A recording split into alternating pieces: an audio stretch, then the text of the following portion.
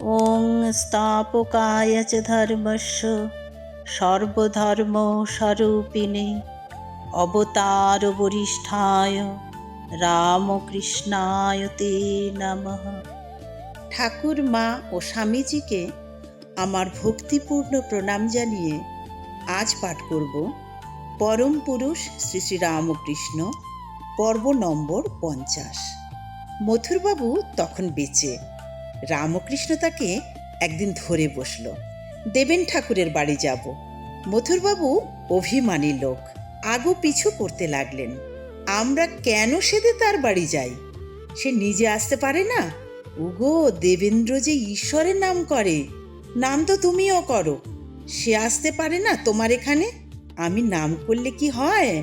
আমার নিজের কি কোনো নাম আছে? তার নাম দিয়ে নিজের নামটাকে মুছে ফেলেছি। তার নামেই নিজের নামের নাশ হয়েছে। দেবেন্দ্রের কত বিদ্যে, কত ঐশ্বর্য। সে তো কলির জনক। সে এদিক ওদিক দুদিক রেখে দুধের বাটি খায়।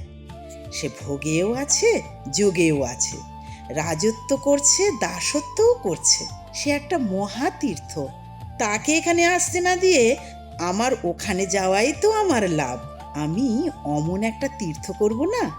যেখানে ঈশ্বরের নাম, সেখানেই আমি আছি। তাকে যে ডাকে, সে যে আমাকেও ডাকে। দেবেন্দ্র আর মথুর একসঙ্গে পড়তেন হিন্দু কলেজে। সেই সুবাদে যাওয়া সহজ হয়ে গেল। সঙ্গে নিয়ে গেলেন রামকৃষ্ণকে। দেবেন্দ্রনাথের তখন দেশ জোড়া নাম। খ্রিস্টানি থেকে দেশকে উদ্ধার করার জন্যে তিনি ব্রাহ্ম ধর্ম আর ব্রাহ্ম সমাজ প্রতিষ্ঠিত করলেন। রাজা রামমোহন এসে বোঝালেন বেদান্ত প্রতিপাদিত ধর্মই সত্য ধর্ম, আর তাই প্রচার করবার জন্যও স্থাপন করলেন ব্রহ্মসভা। দেবেন্দ্রনাথের সাধনায় সেই ধর্মই হয়ে দাঁড়ালো ব্রাহ্ম ধর্ম, আর সেই সভাই হয়ে দাঁড়ালো ব্রাহ্ম সমাজ। বিদেশের গুরুর কাছে গোটা দেশ যখন ধর্মে দীক্ষা নিতে যাচ্ছিল, তখন রাজা রামমোহন দেখালেন তাকে তার আপন সত্য সম্পদ। সেই দেখানোর কাজে দেবেন্দ্রনাথ একটি দিব্য শিখা। ব্রহ্মকে তিনি শুধু অনুষ্ঠানে রাখেননি, নিয়ে এসেছেন জীবনের অধিষ্ঠানে। তিনি প্রত্যগাত্মা, তিনি ঈশ্বরদর্শী। দিব্যি ভুঁড়ি হয়েছে মথুরবাবুর, তবু তাকে চিনতে পারলেন দেবেন্দ্রনাথ। বিনয় বচনে জিজ্ঞেস করলেন, সঙ্গে ইনি কে? কথার সুরে একটি প্রসন্ন বিস্ময়। চোখের সম্মুখে হঠাৎ যেন দেখতে পেয়েছেন সুন্দরের মহামহিম প্রকাশ, একটি বিভান্বিত বিভূতি। এই একজন আত্মভোলা মানুষ, ঈশ্বর ঈশ্বর করে পাগল। মথুরবাবু পরিচয় করিয়ে দিলেন। যেন শুধু এইটুকুই পরিচয় নয়, পাগল নয়, পারঙ্গম, অনন্ত গুণগম্ভীর। মানুষ নয়, লীলা মানুষ বিগ্রহ। তাকিয়ে রইলেন দেবেন্দ্রনাথ। সংসারে থেকে তুমি ঈশ্বরে মন রেখেছ, তাই তোমাকে দেখতে এসেছি, বললে রামকৃষ্ণ। তুমি জনক রাজার মতো দুখানা তরোয়াল ঘোরাও, একখানা জ্ঞানের, একখানা কর্মের। তুমি পাকা খেলোয়াড়। স্মিত শান্ত নেত্রে হাসলেন দেবেন্দ্রনাথ। কিন্তু এ দেখাই চলবে না। দেখি তোমার গা দেখি।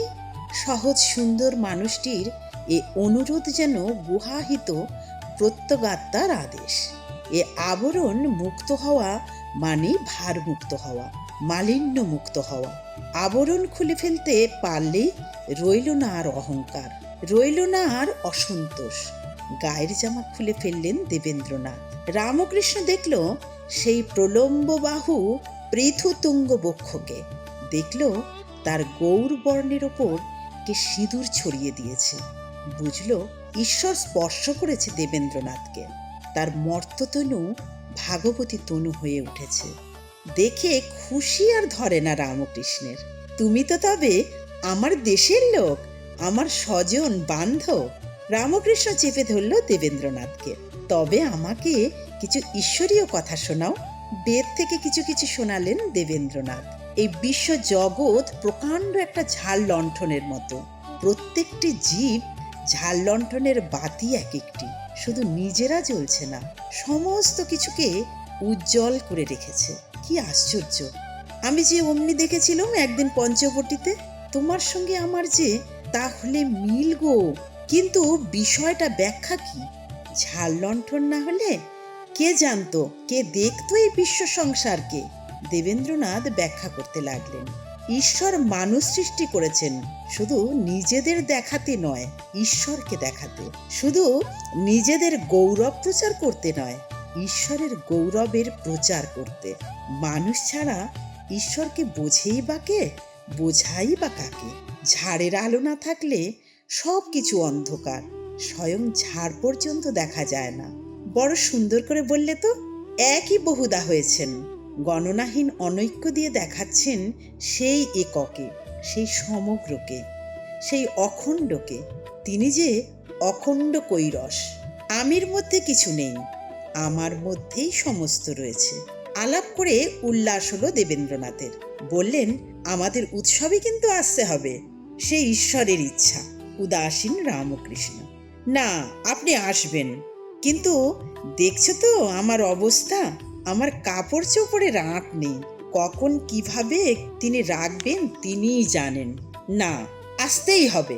দেবেন্দ্রনাথ পীড়াপিড়ি করতে লাগলেন, শুধু একটা ধুতি আর ওড়নি পরে আসবেন। আপনাকে এলোমেলো দেখে কেউ যদি কিছু বলে আমার কষ্ট হবে। না বাবু, আমি তা পারবো না, বাবু হতে পারবো না আমি। দেবেন্দ্রনাথ শুধু অর্ধবস্ত্র উন্মোচন করেছিলেন, কিন্তু রামকৃষ্ণ মুক্ত সমস্ত সঙ্গ।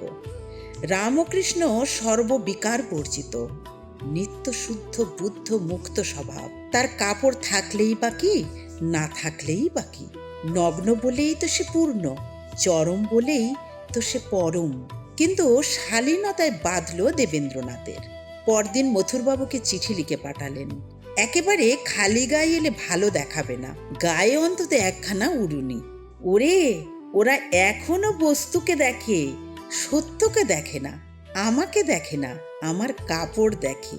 ওরে, এ যে হরির শরীর, হরির শরীরের জন্যে কহাত কাপড় কিনবি? কোন বাজারে? হরি জগৎ, জগতি হরি, এর বাইরে আর শরীর কই? হরিরেব জগৎ, জগদেব হরি, হরি তো জগত নহি ভিন্ন তনু। দেবেন্দ্র এখনো ভোগে আছে, তাই সে ভাগেও আছে। আমার ভোগও নেই, তাই ভাগও নেই।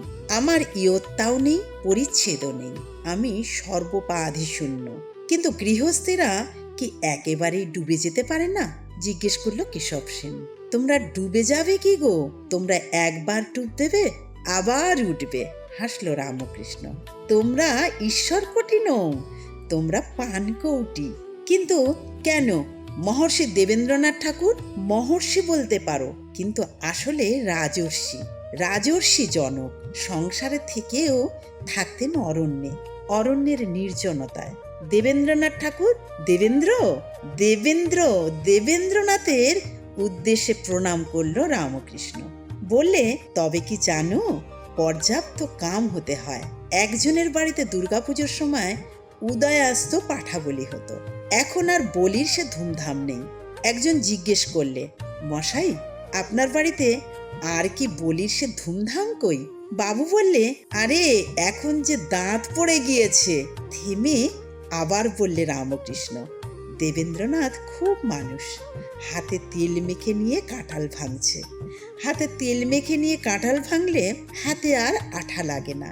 ওরে একবার পরশমণিকে ছুঁয়ে সোনা হ, তারপর 1000 বছর ধরে মাটিতে পোতা থাক, যে সোনা সে সোনাই থেকে যাবি। মথুরবাবুকে আবার ডাকলো রামকৃষ্ণ। বললে, চলো এবার আরেক তীর্থে। সে আবার কোথায়? দীননাথ মুখুজ্জের বাড়ি, বাগবাজারের পোলের কাছে থাকে। লোকটি বড় ভালো, ভালো লোক হলেই তার বাড়িতে যেতে হবে? মথুরবাবু ঝাড়া দিয়ে উঠলেন। শুধু ভালো নয়, ভক্ত। সব সময় তাঁতে আছে, মন প্রাণ সব তাঁতে গত হয়েছে। এমন লোককে আমি দেখতে যাব না? ভক্তকে দেখা তো তাকেই দেখা। দুনিয়ার অলিতে গলিতে কত এমন ভক্ত আছে, তাই বলে সবাইকার বাড়ি বাড়ি ধাওয়া করতে হবে নাকি? আমাকে সেসব অলিগলির ঠিকানা এনে দাও, আমি জনে জনে গিয়ে প্রণাম করে আসব। ভক্ত হচ্ছে ভগবানের বৈঠকখানা, সেখানেই তিনি বিশেষ রূপে প্রকাশিত। বিশেষ রূপে তরঙ্গায়িত, তরলীকৃত। বৈঠকখানাতেই তো বাবু আছেন খোশ মেজাজে, দিলদরিয়া হয়ে, মজা ওড়াবার মজলিস চালাচ্ছেন 24 ঘন্টা। আমাকে সেই আঁকড়ায় আড্ডাধারী করে দাও। ভক্ত ছাড়া তীর্থ নেই মহিতলে। 16 টাকার পয়সা 1 কাঁড়ি, কিন্তু 16টি টাকা যখন একত্র করো তখন আর কাঁড়ি দেখায় না।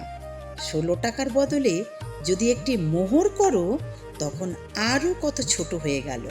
আবার সেটির বদলে যদি 1 কণা হিরে করো তাহলে লোকে টেরই পায় না।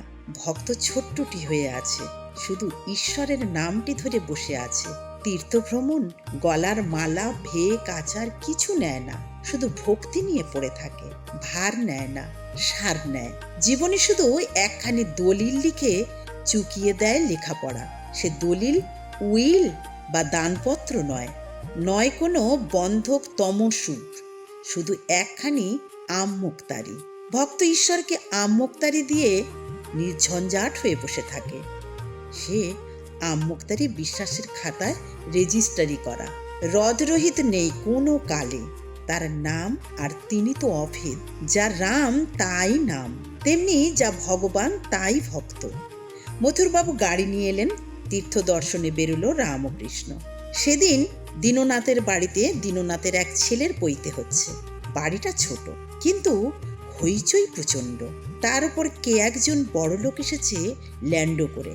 তাকে নিয়ে দীননাথের ঘরগোষ্ঠী ভীষণ ব্যস্ত। এমন সময় এদের দেখে ওদের অপ্রস্তুত অবস্থা। কোথায় বসায় এই অনাহুতকে?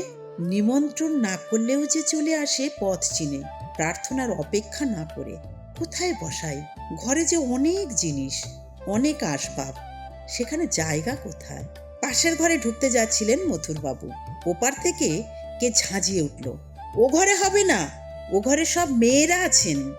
মহা অপ্রস্তুত, জায়গা হলো না রামকৃষ্ণের। তাকে নিয়ে বাইরে বেরিয়ে এলেন মথুরবাবু। কেমন দেখলে? চটে গিয়েছেন মথুরবাবু। রামকৃষ্ণ হাসতে লাগলো, বললে, কেন, দীননাথই দেখলাম। তিনি দীননাথ, তিনি কি আমাকে ফাঁকি দিতে পারেন? আর বলো না, বসতে জায়গা দিল ঘরে? ঘরে জায়গা না দিক, হৃদয়ে দিয়েছে। তোমার কথা আর শুনবো না, তোমার সঙ্গে যাব না আর কোথাও। তবু রাগ যায় না মথুরবাবুর।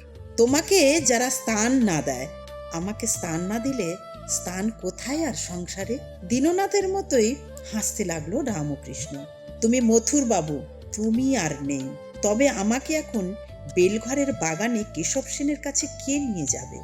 আমি আছি। এগিয়ে এলো কাপ্তেন, সঙ্গে সর্বত্রই হৃদয়। কিন্তু গাড়ি? গাড়ি আমি দেব, কাপ্তেন বললে। কাপ্তেনের সঙ্গে তার গাড়িতে চড়ে চলল রামকৃষ্ণ। চলল মাইল 2 দূরে বেলঘরে জয়গোপাল সেনের বাগান বাড়িতে। সেইখানেই কেশব এসেছে। ভক্তদল নিয়ে মেতেছে সাধন ভজনে। চলো হরিকথা শুনে আসি। মা হাতছানি দিয়ে ডাকছেন সেখানে।